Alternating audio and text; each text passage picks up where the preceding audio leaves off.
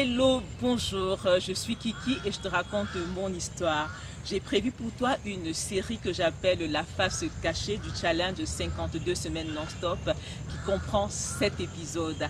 À travers cette belle série, je vais te raconter concrètement ma relation avec le sport, ma relation avec la nourriture avant, pendant le challenge 52 semaines non-stop. Concrètement, comment on fait pour en arriver au challenge 52 semaines non-stop au point de prétendre encourager d'autres personnes à en faire. Je vais te parler aussi de ma relation à mon corps, de ma relation à la nourriture.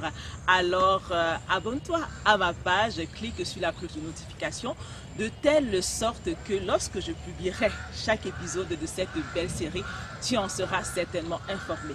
De même, nous connaissons tous dans notre environnement une femme ou un homme qui se bat avec ses rondeurs ou qui n'aime pas faire l'activité physique pour une raison ou pour une autre.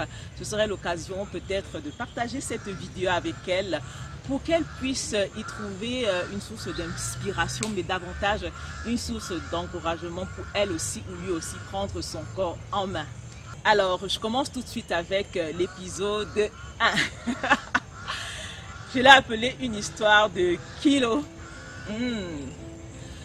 Je suis née à une époque où on valorisait les laits Gigos et Galéacées. Bien que je sois née avec un poids entre guillemets normal de 3,5 kg, il faut dire que maman me raconte quand elle me donnait 2 biberons de 240. Je ne sais pas trop à quelle heure c'était en une fois ou bien c'était toute la journée, je ne sais pas trop.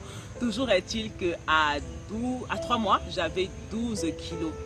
À 7 ans, je me souviens que j'étais l'enfant la plus grosse de toute ma fratrie, cousins et cousines réunis.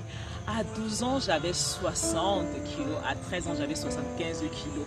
Et à 13 ans exactement, ma mère, je me souviens, on était à l'hôpital un matin et elle en parle à notre médecin, au médecin qu'on était allé rencontrer. Elle dit, monsieur, je m'inquiète vraiment pour cet enfant. Et le monsieur dit, le médecin de dire, oh non, ça va aller. Un an plus tard, j'avais 14 ans, j'avais 90 kilos et encore une année après, j'avais 15 ans, j'avais déjà 100 kilos. Maman, dans son souci de pouvoir réguler les choses, a pris les choses en main et elle m'a mise sous régime erreur. Donc, elle me faisait faire des choux bruts graisses, je mangeais des choux bruts graisses et tout ce qu'il y a de légumes et fruits à la maison. Et elle me donnait de l'argent en fait pour que je puisse continuer à manger les légumes et les fruits quand je partais à l'école. Mais malheureusement, je partais à la boulangerie et au végétarien m'acheter mes gâteaux tranquillement. Il se trouve donc qu'un jour, mon petit frère m'attrape au végétarien et lui me dit, maman, j'ai vu Bouboule qui est en train de manger les beignets au végétarien. Et maman de se fâcher, reste même avec ton corps. C'est comme ça qu'elle se décourage et moi aussi. Et puis, je continue mon petit chemin et à 18 ans, j'avais 125 kilos. J'étais énorme. Et je me souviens à certains moments dans des sursauts de suivi, je sortais, je partais courir, je sais pas moi, 400 mètres. Je courais, je m'arrête, je courais, je m'arrête et toujours dans les mêmes sursauts. Qu'est-ce que je faisais encore? Des fois aussi, j'essayais de noter ce que je mangeais pour, à ma manière ou à mon niveau, réguler ma prise alimentaire. Mais naturellement, ça ne durait pas et je retournais dans mon train-train quotidien. Et très honnêtement, plus je voyais ce corps pousser, plus je me demandais bien qu'est-ce que je pouvais bien faire de ce corps. Donc voilà pour ma petite histoire comment je l'appelle,